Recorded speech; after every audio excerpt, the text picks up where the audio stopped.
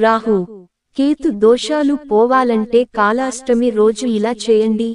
ప్రతి నెలలో పౌర్ణమి తర్వాత వచ్చే అష్టమిని కాలాష్టమి అంటారు. కాలాష్టమి ప్రతి నెలలో వచ్చినా కూడా కార్తీక మాసంలో వచ్చే కాలాష్టమికి ప్రత్యేకమైన విశిష్టత ఉంటుంది. అటువంటి కాలాష్టమి రోజున రాహుకేతువుల దోషాలు పోవాలి అనుకుంటే మనం ఏం చేయాలి? మీరు కనుక రాహుకేతుల దోషాలతో బాధపడుతున్నట్లయితే కాలాష్టమి రోజు ఇలా చేస్తే రాహు, కేతు గ్రహ దోషాలు తొలగిపోతాయి.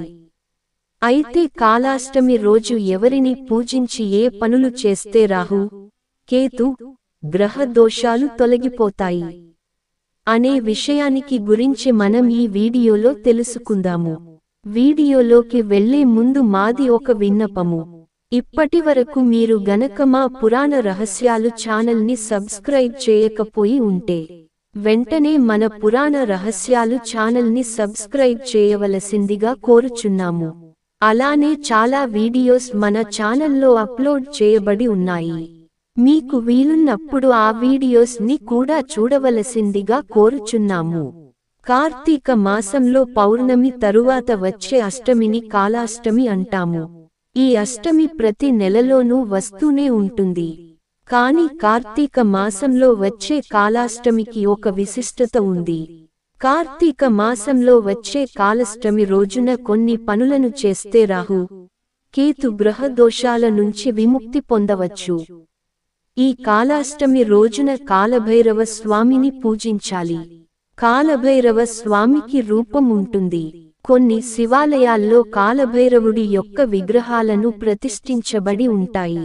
అలా విగ్రహాలు ప్రతిష్ఠ చేస్తారు. అలా ప్రతిష్ఠ చేసిన విగ్రహాలకు తైలాభిషేకం చేయాలి.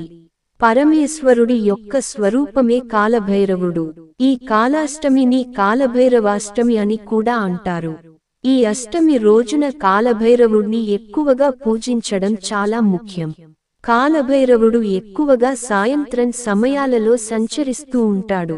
అందుకనే కాలభైరవుడికి సంధ్యా సమయాల్లో పూజ చేస్తూ ఉంటారు. చాలా మంది కాలభైరవ వ్రతాన్ని కూడా చేస్తూ ఉంటారు. ఈ భైరవ అష్టమి రోజున కాలభైరవాష్టకం పఠించాలి. కాలభైరవుడికి పూజలు నైవేద్యంగా నల్ల బెల్లం అనగా తాటి బెల్లం, పరమాన్నము, కొబ్బరి ముక్కలు నైవేద్యంగా సమర్పించాలి.